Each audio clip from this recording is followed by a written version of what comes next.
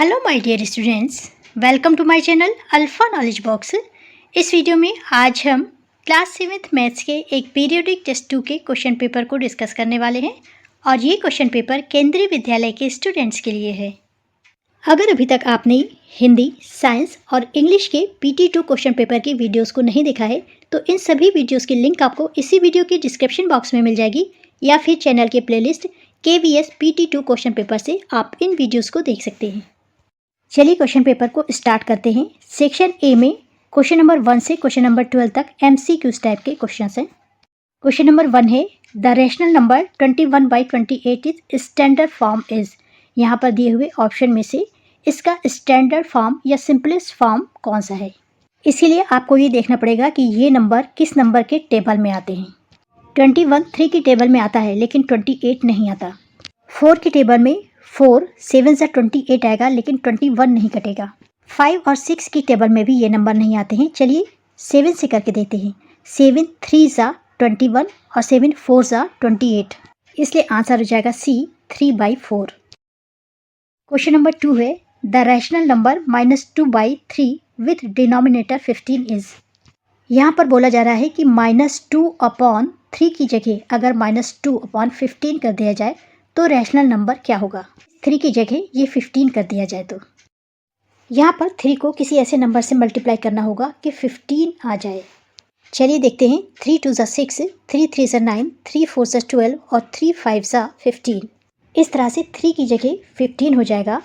लेकिन जब किसी फ्रैक्शन को इक्विवेलेंट फ्रैक्शन में कन्वर्ट करना होता है तो न्यूमरेटर को भी सेम नंबर से मल्टीप्लाई करते हैं। यहाँ पर 3 को 5 से मल्टीप्लाई किया है, इसलिए -2 को भी 5 से मल्टीप्लाई करेंगे। इस तरह से -2 मल्टीप्लाइड बाई 5 इक्वल टू हो जाएगा 5 2 ज़ा 10 और यहाँ पर माइनस है तो यहाँ पर भी माइनस हो जाएगा। इस तरह से आंसर हो जाएगा -10/15। करेक्ट आंसर है D।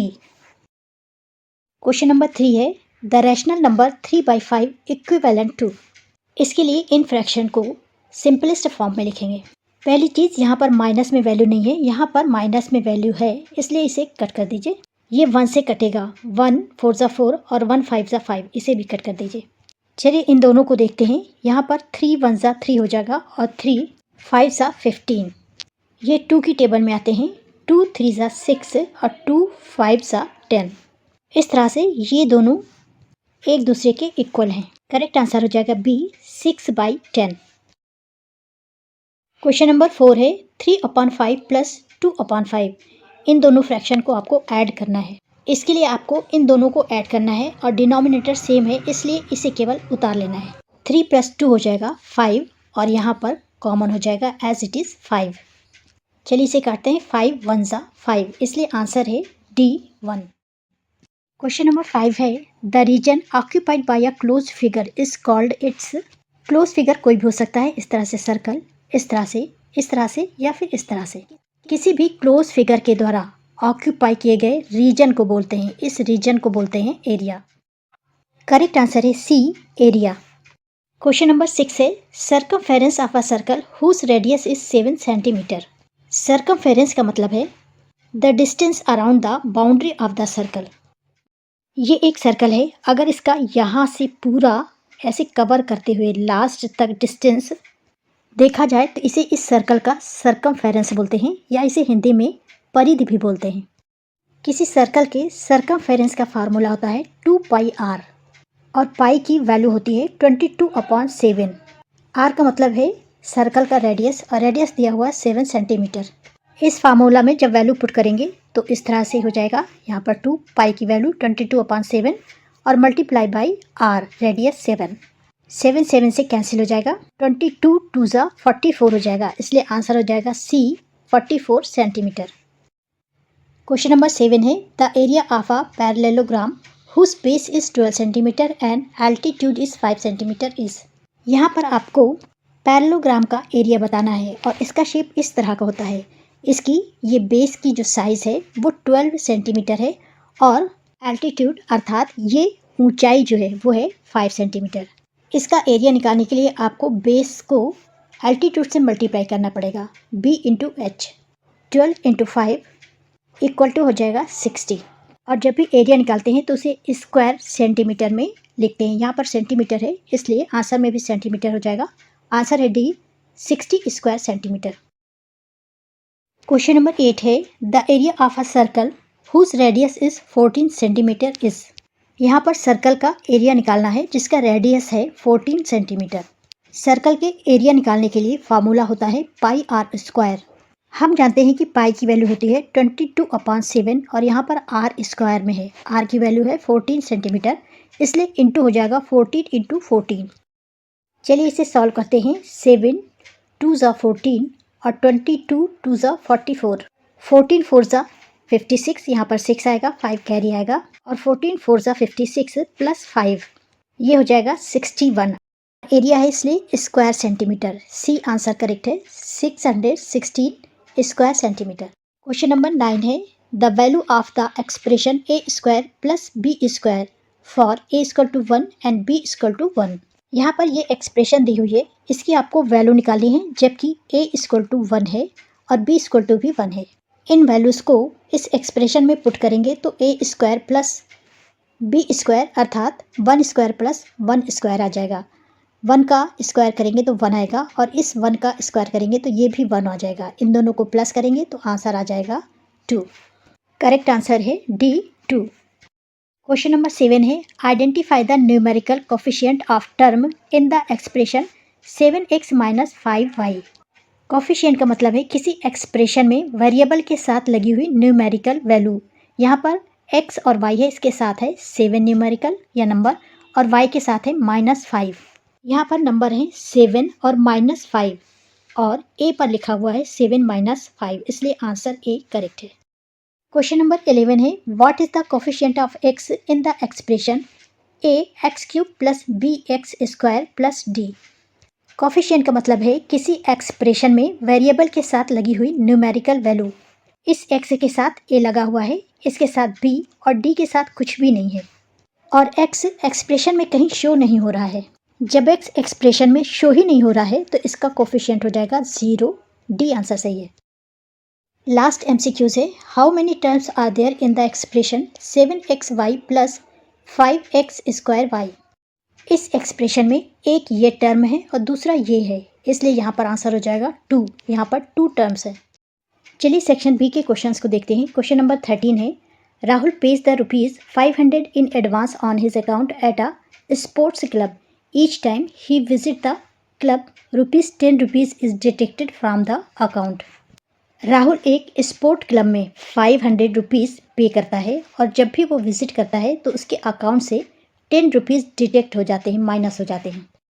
यहाँ पर पहला क्वेश्चन पूछा गया है which of the following expression represent the balance left in his account after T number of days. यहाँ पर कुछ एक्सप्रेशन दी हुई हैं, इनमें से आपको ये बताना है कि अगर वो T number of days club में विजिट करता है तो उसके अकाउंट में कितना बैलेंस लेफ्ट होगा। इनमें से कौन सी एक्सप्रेशन इसे रिप्रेजेंट कर रही है। आप इसे इस तरह से सॉल्व कर सकते हैं the balance left in his account after T number of days. यहाँ पर टी नंबर ऑफ डेज है, टी की जगह कोई भी नंबर हो सकता था लेकिन यहाँ पर टी रखा गया है इसलिए नंबर ऑफ विजिट हो जाएगी T. Money spent each visit ₹10, हर बार उसे ₹10 देना पड़ता है। If balance money equal to अगर x मान लिया जाए तो देयरफॉर x की वैल्यूज हो जाएगी। टोटल उसने पे किया था 500 में से माइनस करेंगे 10 × t। अगर t की जगह 5 होता तो यहाँ पर 5 × 10 इक्वल टू हो जाता 50 और 50 को 500 से माइनस कर देते। इसी तरह से यहाँ पर कोई भी नंबर हो सकता था लेकिन यहाँ पर t दिया गया है इसलिए आपको 500 - 10 × t ही लिखना है। यहाँ पर बी ऑप्शन सही है 500 - 10t। सेकेंड क्वेश्चन पूछा गया है how much balance in rupees is left in Rahul's account after 30 visit. यहाँ पर विजिट थी, यहाँ पर 30 विजिट्स हो गए हैं। इसे सॉल्व करने के लिए आपको यहाँ पर t की जगह केवल 30 लिख देना है। इस तरह से t इक्वल टू यहाँ पर हो गया है 30 इसलिए 500 - 10 × 30 इन दोनों का मल्टीप्लिकेशन हो जाएगा तो आ जाएगा यहाँ पर 30 10 = 300। 500 से 300 माइनस करेंगे तो आंसर आ जाएगा ₹200। क्वेश्चन नंबर 14 है from a circular card sheet of radius 14 centimetre two circle of radius 3.5 centimeter and a rectangle of length 3 centimeter and breadth 1 centimeter are removed. As shown in the adjoining figure. Find the area of the remaining sheet, जहाँ पर pi equal to है 22/7। यहाँ पर एक circular card दिखाया गया है जिसका रेडियस है 14 सेंटीमीटर। यहाँ पर आइस को शो करने के लिए 3.5 सेंटीमीटर के 2 सर्कल रिमूव कर दिए गए हैं और माउथ बनाने के लिए एक रेक्टेंगुलर के फॉर्म में स्पेस को रिमूव किया गया है जिसकी लेंथ है 3 सेंटीमीटर और ब्रेथ है 1 सेंटीमीटर। इस शीट का सर्कल का जो भी रिमेनिंग पार्ट है शीट है उसका एरिया निकालना है। इसे इस तरह से सॉल्व करेंगे जिसका एरिया फाइंड करना है बड़ा वाला जो सर्कल उसका रेडियस है। रेडियस ऑफ सर्कल शीट, इसको कैपिटल आर मान लेते हैं, ये है 14 सेंटीमीटर। और रेडियस ऑफ स्मॉलर सर्कल्स, जो 2 स्मॉल सर्कल्स हैं आइस के लिए, उनका रेडियस है 3.5 सेंटीमीटर। और माउथ के लिए जो रेक्टेंगल बना हुआ है उसकी लेंथ है 3 सेंटीमीटर और ब्रेथ है 1 सेंटीमीटर। ये क्वेश्चन में पहले से गिवन है। Area of the remaining sheet कैसे निकालेंगे? Area of the circular sheet इसे लेंगे, इसमें 2 पाई आर स्क्वायर को मल्टीप्लाई करेंगे। इसके बाद एरिया ऑफ 2 स्मॉलर सर्कल में एरिया ऑफ रेक्टेंगल को प्लस करेंगे और इनकी जो भी वैल्यूज आएगी उसे इस वैल्यू से माइनस कर देंगे। फार्मूला इस तरह से बन जाएगा pi R square minus 2 pi R square. यहाँ पर 2 स्मॉलर सर्कल हैं इसलिए 2 साथ में लगेगा, plus length into breadth rectangle का। अब इसमें वैल्यूज़ को पुट करिए। पाई की वैल्यू है 22/7 और आर की वैल्यू है 14 और इसके साथ स्क्वायर भी है इसलिए हो जाएगा 22/7 इंटू 14 सेंटीमीटर इंटू 14 सेंटीमीटर। यहाँ पर 2 पाई आर स्क्वायर है इसलिए यहाँ पर 2 लिखेंगे इंटू पाई की वैल्यू 22/7 इंटू आर स्क्वायर, और आर की वैल्यू यहाँ पर दी हुई है 3.5 सेंटीमीटर और स्क्वायर में है इसलिए इंटू 3.5 सेंटीमीटर। इसके बाद प्लस करेंगे लेंथ इंटू ब्रेथ, तो यहाँ पर हो जाएगा रेक्टेंगल की लेंथ 3 सेंटीमीटर और ब्रेथ 1 सेंटीमीटर, जिससे हो जाएगा 22 इंटू 2 सेंटीमीटर इंटू 14 सेंटीमीटर। यहाँ पर 2 कैसे आया? इस तरह से 7 2 ज़ा 14, तो 22 इंटू 2 इंटू 14 हो जाएगा। यहाँ पर 44 कैसे आया? यहाँ पर देखिए 22 इंटू 2 इक्वल टू 44 और यहाँ पर है 3 सेंटीमीटर। इसे मल्टीप्लाई करने पर यहाँ पर आ जाएगा 3 सेंटीमीटर। यहाँ पर 2 को 22 से मल्टीप्लाई करेंगे, ये आ जाएगा 44 सेंटीमीटर। 44 सेंटीमीटर को 14 से जब मल्टीप्लाई करेंगे तो आंसर आ जाएगा 616 सेंटीमीटर स्क्वायर। इसी तरह से जब इसे सॉल्व करेंगे तो यहाँ पर आ जाएगा 77 और 3 को प्लस करेंगे। इस तरह से 616 centimetre square minus 77 plus 3 centimetre square. यहाँ पर 77 प्लस 3 इक्वल टू हो जाएगा 80। यहाँ पर सेंटीमीटर स्क्वायर है, अब हो जाएगा 616 माइनस 80 सेंटीमीटर स्क्वायर। इन दोनों को माइनस करने पर आएगा आंसर 536 सेंटीमीटर स्क्वायर। इस तरह से the area of the remaining sheet is 536 centimetre square हो जाएगा। सेक्शन सी, यहाँ पर क्वेश्चन नंबर 15 है। A B C is right angle at A. ये एक ट्राइंगल है, यहाँ पर ए बी और सी के बीच में यहाँ पर एक राइट एंगल बन रहा है। A D is perpendicular to B C. ये बी सी है जिस पर एक परपेंडिकुलर लाइन खींची गई है। If A B equal to 5 centimetre, B C equal to 13 centimetre and A C equal to 12 centimetre, find the area of angle A B C. अगर A B equal to 5 centimetre है, B C equal to 13 centimetre है और A C equal to 12 centimetre है, तो इस triangle का area क्या होगा? यहाँ पर इस परपेंडिकुलर की आवश्यकता नहीं है। जब कोई ट्राइंगल में कोई 90 डिग्री का एंगल बनता है या राइट एंगल बनता है तो एक साइड को ब्रेथ और एक साइड को हाइट मान लिया जाता है। राइट एंगल ट्राइंगल का एरिया हम इस फार्मूले से निकालेंगे, half into breadth into height. इस तरह से लिखेंगे, हाफ इंटू 12 इंटू 5। यहाँ पर हो जाएगा 2 6 ज़ा 12 और 5 6 ज़ा हो जाएगा 30। 1 इंटू 30 इक्वल टू 30 हो जाएगा, इसलिए आंसर हो जाएगा 30 स्क्वायर सेंटीमीटर। 16 पर क्वेश्चन है, represent the following on the number line. A पर है 5/6 और बी पर है -4/3। ए को नंबर लाइन पर इस तरह से रिप्रेजेंट करेंगे। यहाँ पर माइनस में वैल्यू नहीं है, इसलिए लाइन ड्रॉ करने के बाद आप 0 से 1 2 3 नंबर लिखें। इसके बाद इस पार्ट को 6 पार्ट में डिवाइड करिए। नंबर है 5/6 जिसका मतलब है 6 में से 5, यहाँ पर आप काउंट करिए 1 2 3 4 5, 5 यहाँ तक आ रहा है, इसलिए यहाँ पर लिखेंगे 5/6। बी में माइनस में वैल्यू है और वैल्यू है -4/3, इसलिए हर पार्ट को 3 पार्ट में डिवाइड करेंगे। 1 2 3 1 2 3 1 2 3। यहाँ पर वैल्यू होगी -1/3, यहाँ पर -2/3, यहाँ पर -3/3। यहाँ तक कंप्लीट नहीं हो रहा, यहाँ पर है -4, इसलिए यहाँ तक वैल्यू लेंगे। यहाँ पर वैल्यू हो जाएगी -4/3। इस तरह से यहाँ पर -4/3 को रिप्रेजेंट करेंगे। क्वेश्चन नंबर 17 है, find the value of the following expression for a = 3 and b = 2। पहली एक्सप्रेशन है a² + b² और दूसरी है a² - b² + 2ab। पहले फर्स्ट एक्सप्रेशन को सॉल्व करते हैं। a² + b², यहाँ पर a = 3 और b = 2 है। a b की वैल्यू को पुट करेंगे तो ये हो जाएगा 3² + 2²। 3² हो जाएगा 9 और 2² हो जाएगा 4। इन दोनों को ऐड करेंगे तो आंसर आ जाएगा 13। चलिए a² - b² + 2ab को सॉल्व करते हैं। a की वैल्यू है 3 और b की है 2, तो 3² - 2² + 2 × 3 × 2 हो जाएगा। a की वैल्यू 3 और b की वैल्यू 2। 3 का स्क्वायर 9, 2 का स्क्वायर 4 और इससे सॉल्व करेंगे। 2 3 = 6 और 6 2 = 12, इसलिए हो जाएगा +12। 9 से 4 माइनस किया, 5 आया, +12, 5 + 12 = 17। क्वेश्चन नंबर 18 है, consider the following expression carefully and answer the questions given below. पहली एक्सप्रेशन लिखी हुई है 3r²s, दूसरी -2s², तीसरी -12rs, चौथी yx + y, next x + y + 2, next 7 + xy² + z, अगली 4r²s² और लास्ट है +6rs। यहाँ पर पहला क्वेश्चन पूछा गया है, which of the above expression is binomial. यहाँ पर पहली, दूसरी, तीसरी और लास्ट की 2 मोनोमियल है। यहाँ पर ये एक्सप्रेशन बाइनोमियल है। सेकेंड क्वेश्चन है, which any one term containing constant. इस टर्म को देखिए, यहाँ पर कांस्टेंट है, बाकी के साथ वेरिएबल ऐड हैं, इसलिए आंसर हो जाएगा x + y + 2। तीसरा क्वेश्चन है, right the coefficient of the term which contains r² s²। इसमें r² है लेकिन s² नहीं है। यहाँ पर s² है, r² नहीं है। यहाँ पर स्क्वायर में वैल्यू नहीं है।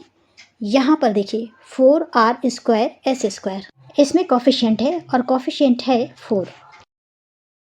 क्वेश्चन नंबर 19, इसमें फर्स्ट क्वेश्चन है, find the product of -7/5 with its reciprocal. Reciprocal का मतलब है डिनोमिनेटर न्यूमरेटर में चला जाएगा और न्यूमरेटर डिनोमिनेटर में चला जाएगा। इसका रेसिप्रोकल हो जाएगा -5/7।